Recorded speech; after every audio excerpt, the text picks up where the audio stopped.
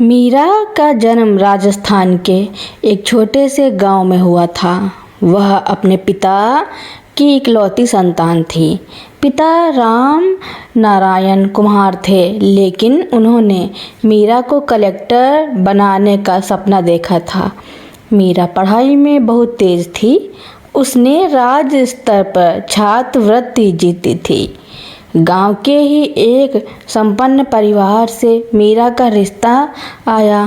ठाकुर भानु प्रताप का बेटा विक्रम, जो शहर में व्यापार करता था। राम नारायण को लगा कि मीरा शहर जाएगी तो और बेहतर पढ़ सकेगी। उन्होंने अपनी पूरी जमीन और मेहनत की कमाई शादी में लगा दी। विदाई के वक्त उन्होंने मीरा को एक मिट्टी का कलश दिया और कहा, बेटी, यह हमारे घर की मिट्टी है। इसकी मर्यादा और अपनी शिक्षा को कभी मत भूलना। ससुराल पहुँचते ही मीरा के सपनों पर तुषारपात हो गया। विक्रम का व्यापार दरअसल जुआ और गलत धंधों का जाल था। सास सावित्री देवी को एक शिक्षित बहू नहीं, बल्कि एक ऐसी दासी चाहिए थी जो दहेज में और पैसे ला सके। शादी के 1 महीने बाद ही सावित्री ने अपना असली रंग दिखाया। मीरा जब अपनी किताबें खोलती, सावित्री उन्हें चूल्हे में झोंक देती। बहू, यहाँ पोथी पत्रा नहीं, रोटियां बेलनी होंगी। अपने बाप से कह कि शहर में दुकान खोलने के लिए 20 लाख और दे। जब मीरा ने विरोध किया तो विक्रम ने उसे पीटा। उसे घर के पिछले हिस्से में एक कोठरी में रखा गया। उसे झूठा खाना दिया जाता और पूरे घर का भारी काम कराया जाता। ठाकुर भानु प्रताप बाहर से इज्जतदार बने रहते, लेकिन घर के अंदर वे मीरा को केवल एक कर्ज चुकाने वाली वस्तु समझते थे। एक रात विक्रम जुए में भारी रकम हार गया। कर्जदार घर तक आ गए। सावित्री और विक्रम ने मीरा को मजबूर किया कि वह अपने पिता को फ़ोन करके ज़मीन के कागजात मंगवाए। मीरा ने साफ मना कर दिया। गुस्से में विक्रम ने मीरा को आधी रात को घर से बाहर निकाल दिया। सावित्री ने चिल्लाकर कहा, जा अपने बाप के घर, बिना पैसे के कदम मत रखना। मीरा ने अपने पिता को फ़ोन नहीं किया। वह नहीं चाहती थी कि उसकी वजह से उसके बुजुर्ग पिता बेघर हो जाएं। वह सीधे स्टेशन पहुंची और अपनी शादी के गहने बेचकर दिल्ली जाने वाली ट्रेन पकड़ ली। दिल्ली में मीरा का जीवन और भी कठिन था। उसने एक लाइब्रेरी में रात की सफाई का काम किया।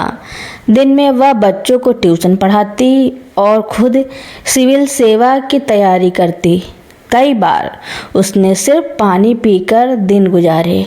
उसके पास केवल वही मिट्टी का कलश था जो उसके पिता ने दिया था।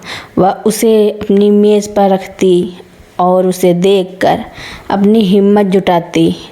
उसने ठाना था कि वह अब केवल मीरा नहीं, बल्कि न्याय की आवाज़ बनेगी। 5 साल बीत गए।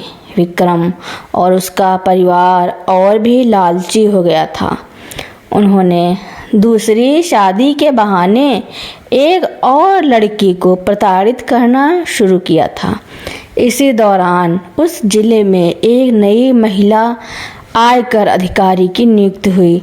ठाकुर भानु प्रताप के काले धन और बेनामी संपत्तियों की शिकायत सुबह पुलिस बल के साथ आयकर विभाग की टीम ने ठाकुर की हवेली पर छापा मारा। सावित्री देवी और विक्रम घमंड में चिल्लाने लगे, तुम्हारी हिम्मत कैसे हुई? तुम जानते हो हम कौन हैं? तभी टीम के बीच से एक महिला अधिकारी बाहर आई। उसने हाथ में वही मिट्टी का कलश पकड़ा हुआ था। उसने चश्मा हटाया। वह मीरा थी। मीरा की आवाज़ में बर्फ जैसी ठंडक थी। उसने कहा, सावित्री जी, आपने कहा था कि इस घर की चौखट पर कदम मत रखना। आज मैं कदम नहीं रख रही, मैं इस घर को सील करने आई हूँ। विक्रम उसके पैरों में गिर गया। मीरा, मुझे माफ़ कर दो, मैं तुम्हारा पति हूँ। मीरा ने तिरस्कार से देखा और कहा, रिश्ता तो आपने उसी दिन ख़त्म कर दिया था जब आपने मेरे सम्मान का सौदा किया था। अब कानून अपनी बात कहेगा। राम शरण जी ने अपनी बेटी की वर्दी पर सितारे देखे तो उनकी आंखों से खुशी के आंसू बह निकले। मीरा ने साबित कर दिया कि मिट्टी का मोल पैसा नहीं बल्कि वो संस्कार और शिक्षाएं हैं जो इंसान को झुकने नहीं देती। हवेली के बाहर भारी भीड़ जमा थी। गांव के लोग जो कभी ठाकुर के डर से सिर झुकाकर निकलते थे, आज अपनी आंखों पर विश्वास नहीं कर पा रहे थे। सावित्री देवी बदहवास होकर कभी मीरा को देखती तो कभी सील होते दरवाज़ों को। तभी विक्रम ने एक आखिरी दांव खेलने की कोशिश की। उसने मीरा की ओर हाथ बढ़ाते हुए कहा, मीरा, ये सब छोड़ो, देखो मोहल्ले वाले क्या कह रहे हैं। एक पत्नी का धर्म पति का साथ देना होता है। तुम ऑफिसर हो, एक साइन करके ये सब रोक सकती हो। हम बदल जाएंगे, मैं कसम खाता हूँ। मीरा ने उसकी ओर देखा, लेकिन उसकी आंखों में अब ना तो नफरत थी और ना ही प्यार। वहाँ सिर्फ एक गहरी तटस्थता थी। उसने शांति से कहा, विक्रम, जिस पत्नी धर्म की तुम बात कर रहे हो, उसकी हत्या तुमने उसी रात कर दी थी जब तुमने मुझे आधी रात को घर से निकाला था। आज यहाँ कोई पत्नी नहीं खड़ी है, यहाँ भारत सरकार की एक अधिकारी खड़ी है जो अपना कर्तव्य निभा रही है और कानून की स्याही समझौतों से नहीं सबूतों से चलती है। मीरा ने अपने मात हाथों को इशारा किया। हवेली के तहखाने की तलाशी ली गई, जहाँ से न केवल बेनामी संपत्ति कागजात मिले बल्कि कई ऐसी कीमती चीज़ें भी बरामद हुई जिन्हें विक्रम ने अवैध रूप से दबा रखा था। जैसे ही पुलिस विक्रम और ठाकुर भानु प्रताप को हथकड़ी लगाकर गाड़ी की ओर ले जाने लगी, सावित्री देवी दहाड़ मारकर रोने लगी। उन्होंने मीरा का पल्लू पकड़ लिया। बहू, हमें कहाँ ले जा रही हो? हम सड़कों पर आ जाएंगे। बुढ़ापे में हम कहाँ जाएंगे? मीरा रुकी। उसने सावित्री देवी का हाथ धीरे से अपने पल्लू से हटाया और पास ही रखे उस मिट्टी के कलश की ओर इशारा किया जो अब उसके ऑफिस की मेज की शोभा बढ़ाने वाला था। मीरा बोली, माँ जी, आपने मुझे रोटी के लिए तरसाया था, लेकिन मैं आपको भूखा नहीं रहने दूंगी। कानून आपकी निजी संपत्ति जब्त करेगा, लेकिन मेरे पिता ने मुझे सिखाया है कि बुजुर्गों का साथ नहीं छोड़ते। मैंने पास के ही एक वृद्धा आश्रम में आपके रहने का प्रबंध करवा दिया है। वहाँ आपको रोटी तो मिलेगी, लेकिन वह आपकी मेहनत की नहीं, मेरी दया की होगी। सावित्री देवी के पास कहने को कुछ नहीं बचा था। जिस घमंड की बुनियाद पर उन्होंने मीरा को कुचला था, वह आज मिट्टी में मिल चुका था। अगले दिन मीरा अपने सरकारी काफिले के साथ अपने पिता के कच्चे घर पहुंची। राम नारायण जी आंगन में मिट्टी के बर्तन बना रहे थे। जैसे ही उन्होंने लाल बत्ती वाली गाड़ी देखी, वे सहम गए। लेकिन जब गाड़ी से वर्दी पहने मीरा उतरी तो उनके हाथ का चाक रुक गया। मीरा ने दौड़कर उनके पैर छुए। राम नारायण जी ने उसे उठाकर गले से लगा लिया। उनकी फटी हुई बवैयों वाले हाथों ने जब अपनी बेटी के कंधों पर लगे सितारों को छुआ तो उन्हें महसूस हुआ कि उनकी बरसों की गरीबी आज अमीर हो गई। मीरा ने गांव की पंचायत बुलाई। उसने घोषणा की कि वह अपनी निजी बचत से गांव में एक संस्कार और शिक्षा केंद्र खोलेगी।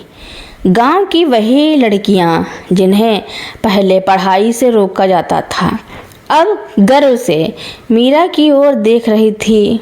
मीरा ने अपना वह मिट्टी का कलश स्कूल के मुख्य द्वार पर स्थापित करवाया ताकि हर आने वाली पीढ़ी को याद रहे कि मिट्टी की ताकत पत्थर से ज़्यादा होती है, बशर्ते उसे संघर्ष की आग में तपाया गया हो।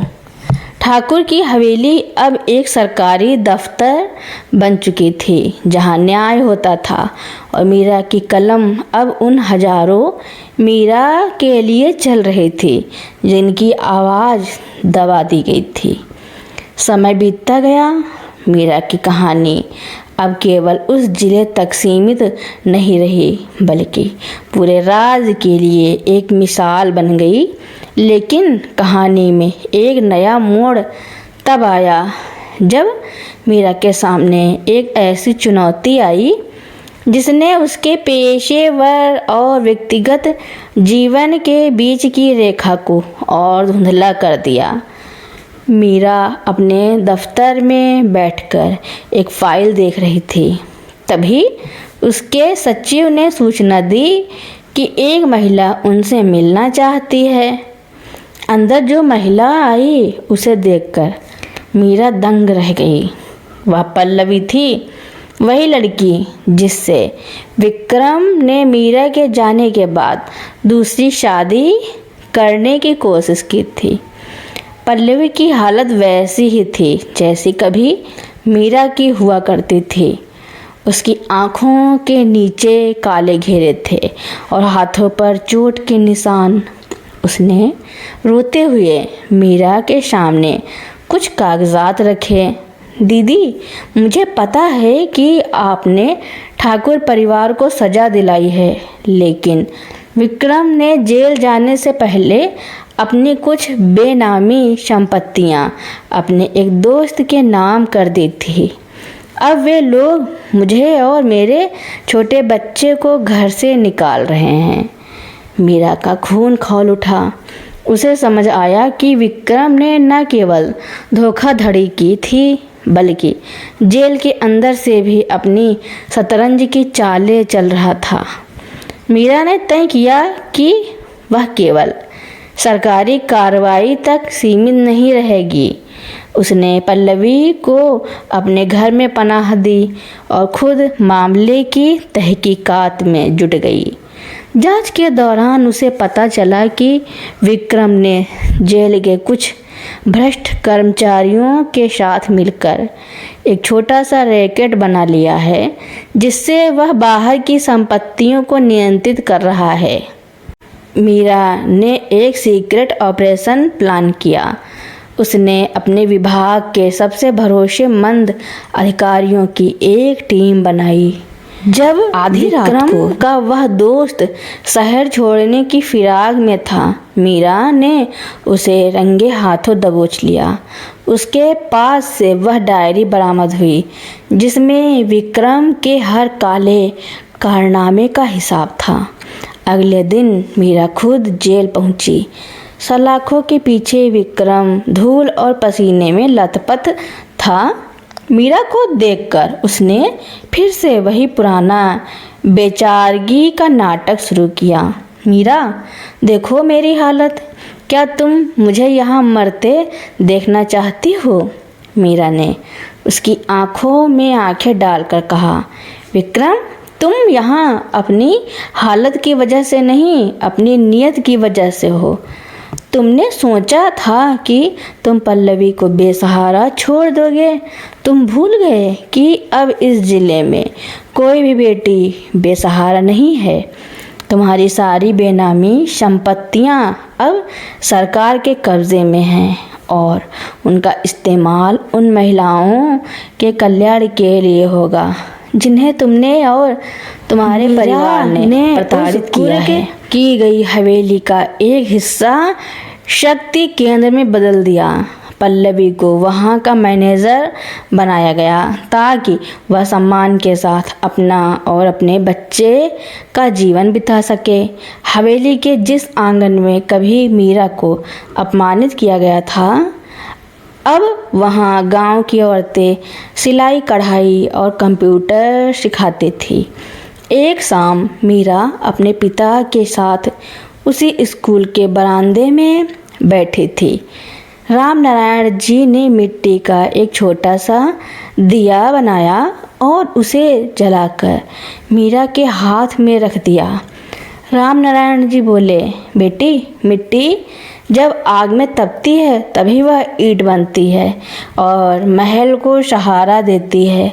तूने भी खुद को तपाया। मीरा ने मुस्कुराते हुए उस दिए को देखा।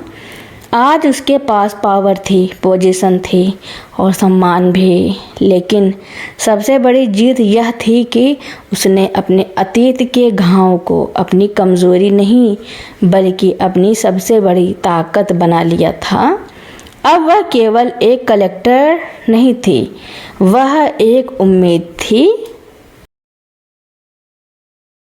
तो दोस्तों, मेरी कहानी सुनने के लिए आपका बहुत बहुत धन्यवाद।